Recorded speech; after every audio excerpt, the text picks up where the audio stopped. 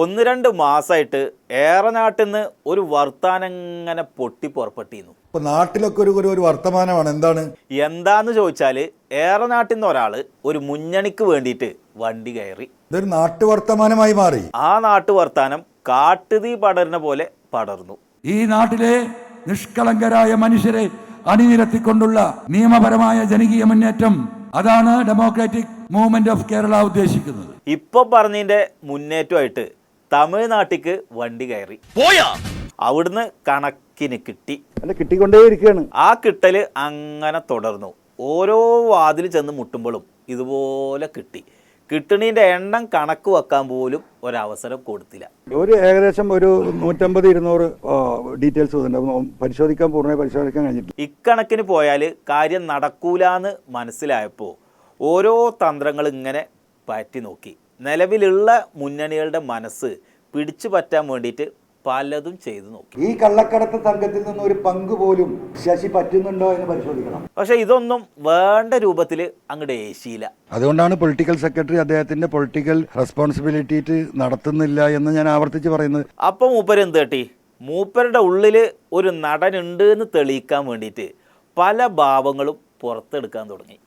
ഈ പൂരം കലക്കലും ഈ RSSുമായുള്ള ബന്ധം, പിന്നെ കണ്ണീരിന്റെയും സങ്കടത്തിന്റെയും ഒക്കെ ഭാവങ്ങൾ എടുക്കാൻ തുടങ്ങി. കണ്ണൂരിലെ സഖാക്കളുടെ കണ്ണീരിന്റെ കഥ ഈ ഫോണിലാ.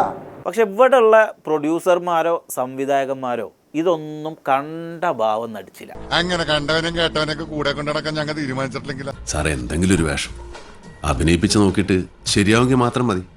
ശരിയാകും സാർ. റോളൊക്കെ ഉണ്ട്, ഒരു പുതുമുഖത്തെ തന്നെയാണ് നമ്മൾ നോക്കുന്നത്. പക്ഷെ മാഷിന്റെ ഈ സാധാ ലുക്കാ പ്രശ്നം. പുള്ളി പറഞ്ഞപ്പോൾ ഞാൻ ഓർത്തു ഇങ്ങനൊരു അപ്പിയറൻസ് ഒക്കെ ആയിട്ട് പാടാ. നമുക്ക് ശക്തിയില്ലല്ലോ. അങ്ങനെ ശക്തി കാണിക്കാൻ വേണ്ടിയിട്ട് പാലക്കാട് കുറച്ച് ആളെ ഇങ്ങോട്ട് ഇറക്കി.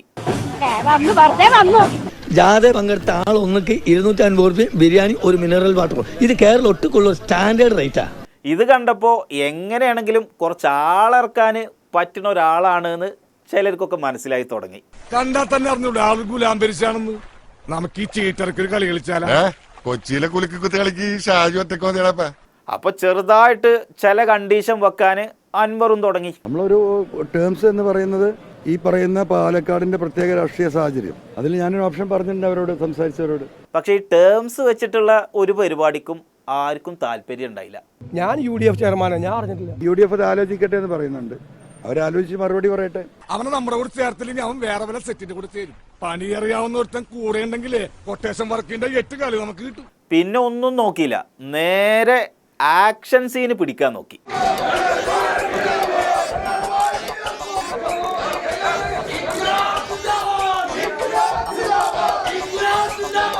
ഈ ആക്ഷൻ സീന് കണ്ടിട്ട് മുന്നണിക്കാരൊന്നും ഇടപെട്ടിട്ടില്ലെങ്കിലും പോലീസ് ഇടപെട്ടു.